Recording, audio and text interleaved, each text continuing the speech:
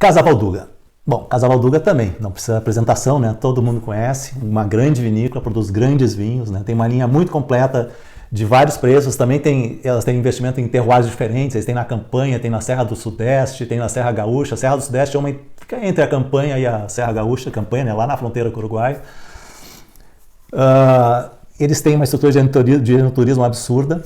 Ó, vocês vejam essa foto aqui é como eles começaram, né? E vejam na outra foto o que é hoje a Casa Valduga.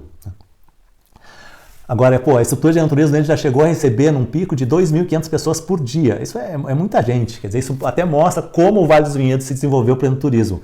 É um desenvolvimento absurdo, eu diria, nos últimos 20 anos. E nos últimos 3, 4 anos também está se desenvolvendo muito em termos de... A estrutura está melhorando, pousadas, restaurantes estão se desenvolvendo muito lá. Bom, a Valduga é uma das que lideram esse processo aí, né?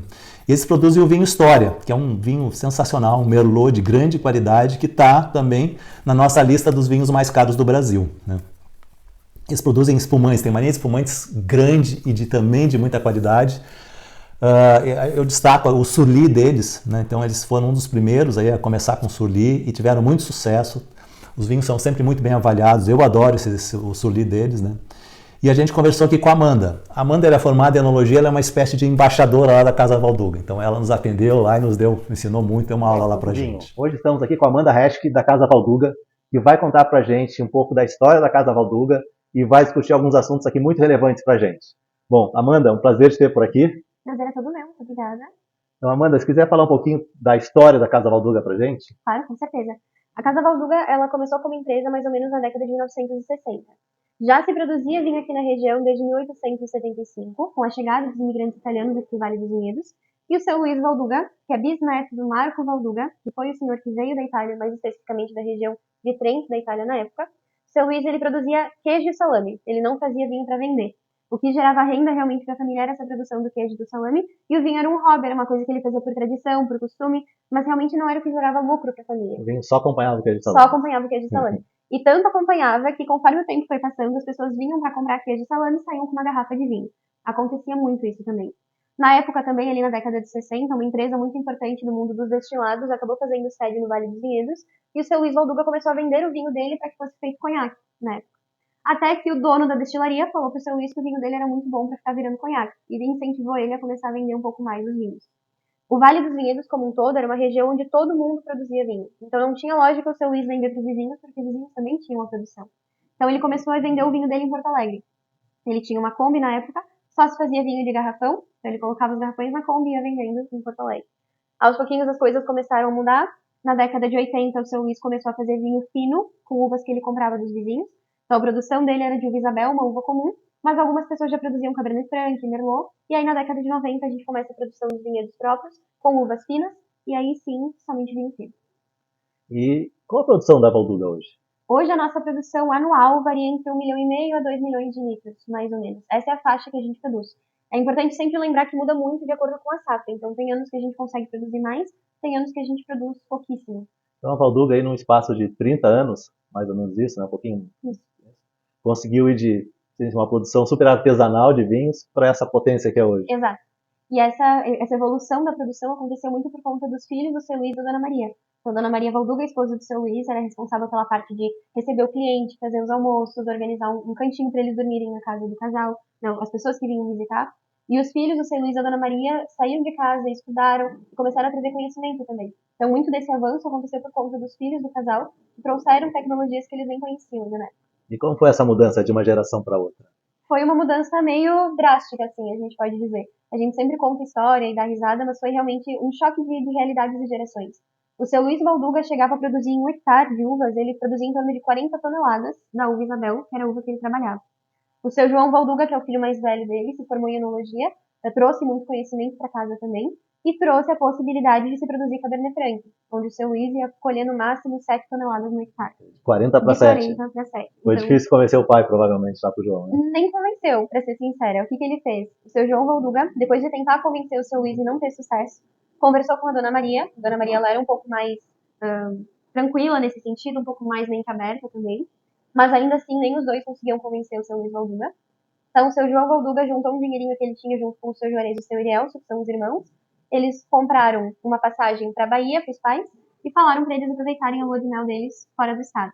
Enquanto o seu Luís e a Dona Maria estavam passando uma semana na Bahia, o seu João arrancou 2/3 dos parreirais do seu Luís e Isabel e plantou Cabernet Franc. Então foi meio Sem comunicado imposta, prévio. sem comunicado prévio. A Dona Maria sabia, inclusive, ela foi de cúmplice, de comparsa, sabendo da situação, mas realmente foi uma medida drástica que na época gerou um certo, não digo até conflito, mas gerou uma estranheza que todo mundo ficou apavorado com a situação. Mas foi o que foi necessário realmente para fazer a empresa evoluir. Hoje a gente tem noção, o seu Luiz também entendeu depois de um tempo, mas foi um choque de cultura muito grande, assim, entre os pais e os filhos. E hoje a Valduga tem investimentos, tem vinhedos, né? Aqui na Serra Gaúcha, na Campanha e na Serra do Sudeste, certo? Certo. Fala um pouquinho pra gente, então, qual vinho, qual uva, ou qual tipo de vinho sai de uma região e de outra região, né? Então, a gente começou claramente produzindo as uvas no Vale dos Vinhedos, porque eram onde as terras da família se localizavam. Só que ao longo dos anos a gente foi percebendo que existiam variedades que não se adaptavam muito bem à nossa região. Há uns 30 anos atrás, por exemplo, a uva Gewürztraminer ela era muito difundida no Vale e muitas pessoas produziam. Até que a uva Chardonnay começou a ser produzida no Vale e a uva Gewürztraminer ficou de lado. Porque, querendo ou não, é um tipo de variedade muito sensível ao nosso solo, ao nosso clima, principalmente. Aqui no Vale dos Vinhedos a gente tem chuvas em excesso nos meses de janeiro a março, que são os meses da colheita. Então, além da gente ter uma dificuldade de produzir uma uva com teor de açúcar elevado por conta dessa chuva em excesso, a gente tem muito problema com doenças fúngicas, também por conta dessa umidade em excesso. Então, uma uva mais sensível como a uva Gewürztraminer, por exemplo, a gente não conseguia produzir aqui. Mas isso não tirava a vontade de produzir essa Ela é uva. mais sensível à contaminação por fungos, é isso? Exato. Por fungos, ela é mais sensível à parte do clima como um todo, ela absorve muito mais água da chuva, então o vinho, em teoria, fica mais diluído quando chove demais nessa época da colheita. Então, ela é uma uva um pouco mais complicada de se produzir. Foi aí que a gente descobriu a região de Encruzilhada do Sul. Encruzilhada do Sul é uma região onde um solo muito mais pobre, muito mais arenoso, que a gente sabe que para a videira acaba facilitando a produção, e um clima muito mais seco. Então, essas uvas que a gente não consegue produzir no Vale dos Vinhedos, a gente leva para essas outras regiões. E em Encruzilhada, hoje, a gente está trabalhando com Gewürztraminer, Marcelin, Arnoa, Merlot, a gente tem uma pequena parcela lá também, Malbec. E aí, algumas uvas que a gente precisa que elas tenham um potencial de tanino muito maior, a gente leva para a campanha gaúcha, porque o terroir da campanha favorece esse estilo de produção. Então, na campanha, a gente trabalha com Cabernet Franc, Cabernet Sauvignon, Taná, essas uvas que a gente quer que tenham uma potência de tanino muito maior.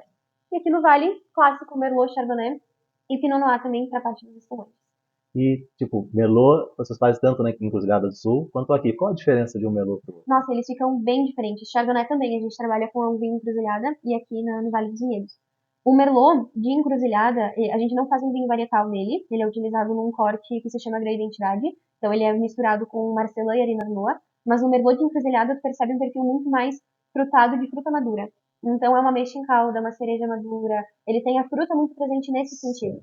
O Merlot do Vale tem o clássico mentolado, que é uma característica muito do nosso Merlot. Ele tem a fruta, mas é uma fruta mais ácida originalmente, é mais pra linha da cerola, da framboesa, foge um pouco daquele perfil de ameixa que a gente tinha no Merlot de encruzilhada. Agora, o Chardonnay é o que mais dá para perceber a diferença entre as duas regiões. O Chardonnay do Vale, ele tem aromas que remetem a limão siciliano, abacaxi, quando ele tá um pouco mais verde, maçã verde, pera. É o nosso Chardonnay mais clássico. Quando a gente pega um Chardonnay de Encruzilhada do Sul, ele remete a damasco seco, a pêssego em calda. É um perfil de fruta branca muito mais madura do que a gente tem aqui mais para fruta seca. Então, o que acontece em Merlot é parecido com o que acontece em Chardonnay também. Sim. Lá fica uma uva mais madura, né? Exato. É exatamente isso. Lá a gente consegue uma maturação mais completa da uva, que é o que a gente não consegue aqui. Por muitos anos, inclusive, as pessoas criticaram muito a região do Vale dos Vinhedos por trazer esse perfil. A gente sabe, o brasileiro fala muito em consumir vinho argentino, chileno, porque o vinho brasileiro é muito ácido. Essa acidez do vinho brasileiro está mais presente na região do Vale dos Vinhedos e está relacionada com essa falta de maturação da uva, que levou 30 anos para o brasileiro entender que em alguns pontos pode ser positiva, que é o caso dos espumantes.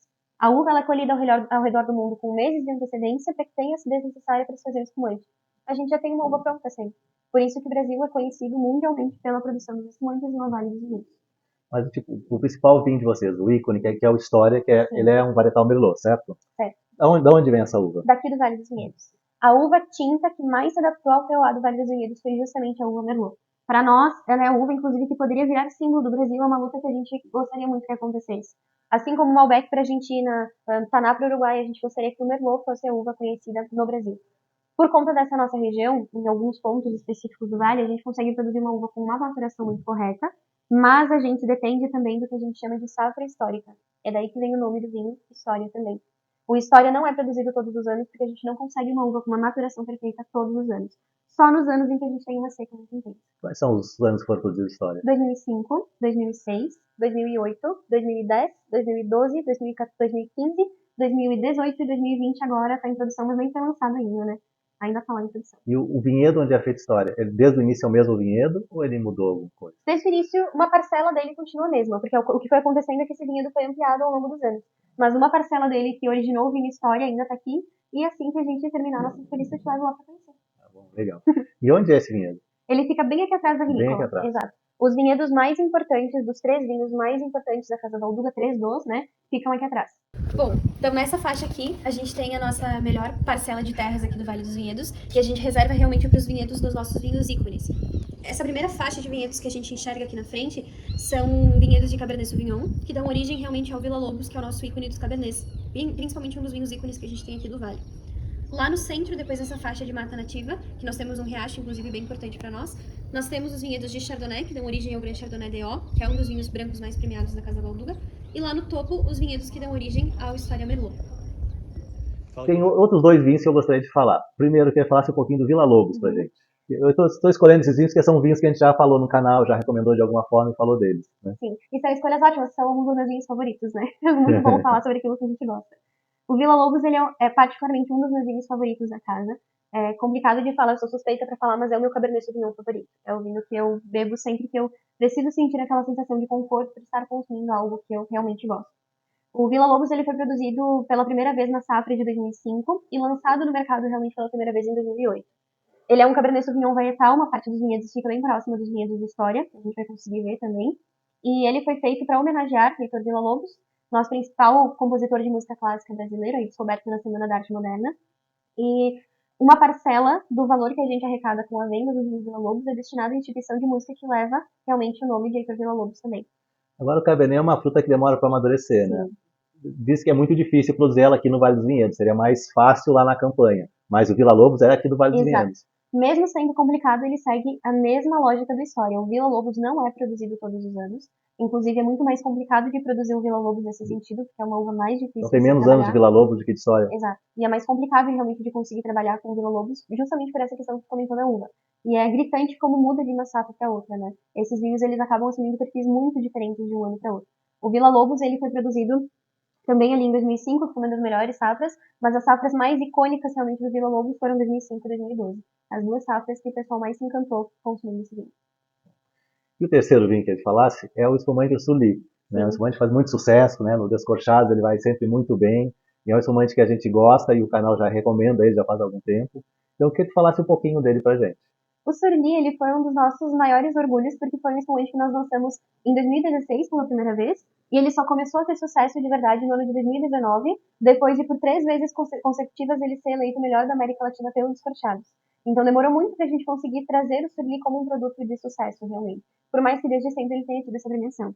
Surly é um termo que a gente utiliza em francês que significa sobre borras. Então é o nosso espumante com a levedura presente dentro da garrafa. Isso dificultou muito para que ele assumisse um perfil de vinho mais reconhecido, né, de espumante mais reconhecido ao longo dos anos.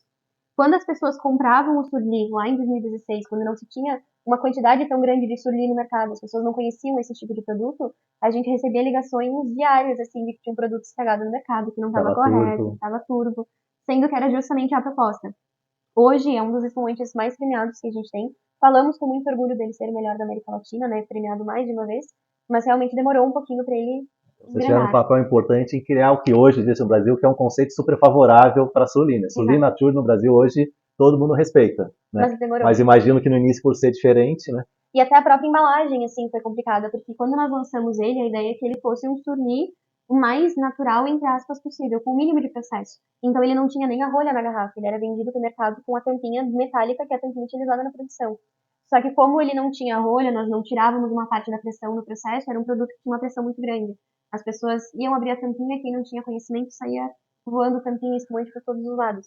Então era muito complicado em restaurantes, por exemplo. Por isso que trocaram. Por isso que a gente acabou trocando. E foi depois dessa troca também que as pessoas começaram a olhar de uma forma mais normal pro Surly, porque antes ele era visto como um produto muito diferente, as pessoas tinham um pouco de medo dele. O Surly é um produto que ele não é safrado, né? Vocês misturam várias safras. Qual o objetivo de fazer isso? Então, praticamente todos os nossos espumantes a gente costuma trabalhar com esse fato de não utilizar safras.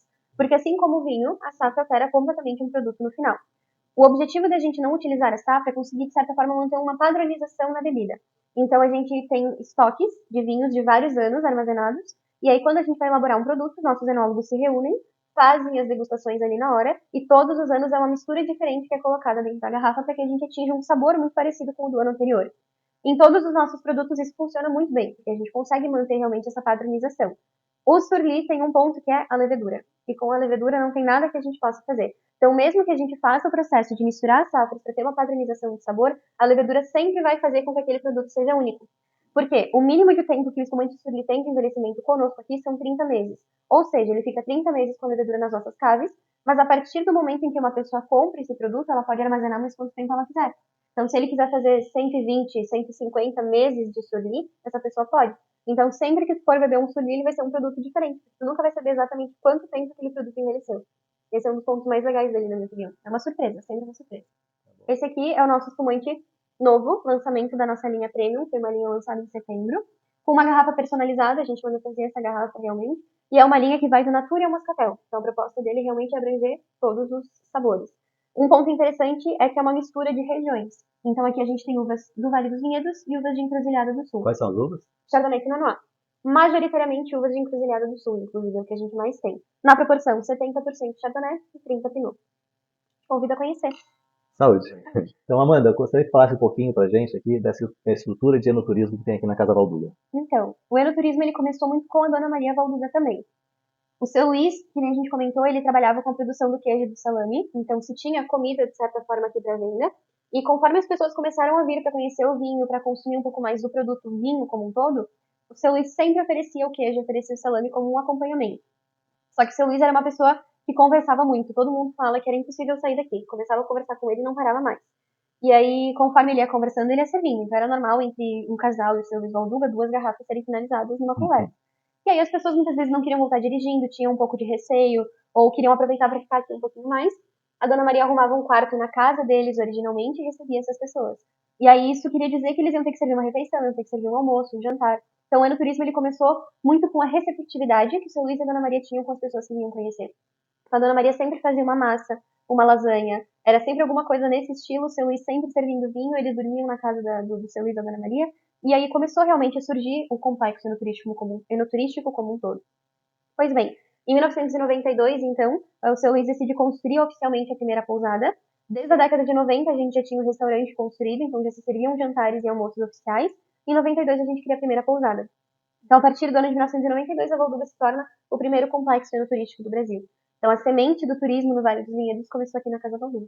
Então, hoje tem pousada, restaurante, né? Exato. Hoje nós temos 2 wine bars, um wine bar aqui no Vale dos Vinhedos e um no centro da cidade. Temos uma loja aqui na Casa Valduga Matriz e uma loja de vinhos no centro da cidade também. Temos restaurantes espalhados na Casa Madeira, na Casa Valduga, no Jardim Leopoldina, a gente tem esse serviço de alimentação também. Temos 6 pousadas aqui dentro do complexo, cada uma delas também com o nome de um dos nossos produtos. E não posso dar spoiler, mas tem mais coisa aí vindo também.